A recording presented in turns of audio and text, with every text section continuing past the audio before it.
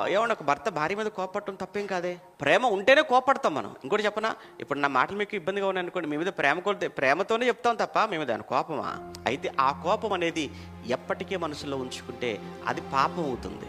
కోపపడండి కానీ పాపం చేయకండి. ఆ కోపం కూడా ఎప్పటి వరకు నిలిచి ఉండాలి అని కండిషన్ పెట్టాడు దేవుడు. సూర్యుడు అస్తమించే వరకే. ఎవరైనా కానీ మీ మీద ఒకవేళ కోపపడినా ఆ కోపం సూర్యుడు అస్తమించే లోపు మీలో కోపం కూడా అస్తమించాలి. ఎట్టి పరిస్థితుల్లోనైనా కోపంతో పడకకెళ్ళారా, కోపంతో నిద్రలోనికి వెళ్ళారా, ఆ కోపం కాస్త ద్వేషం అవుతుంది, ద్వేషం కాస్త పగ అయిపోతుంది, పగ కాస్త పాడు చేయాలన్న ఆలోచనకు దారితీస్తుంది, పగ కాస్త ప్రతీకారాన్ని కోరుకుంటుంది, పగ కాస్త వాడి ప్రాణం పోతే బాగుండన్నంతగా నేను తినేస్తుంది. ప్రశాంతంగా పడుకోండి, ఎంత చక్కగా ఉంటుంది. కోపంతో పడుకోండి, నిద్ర పడుతుందా?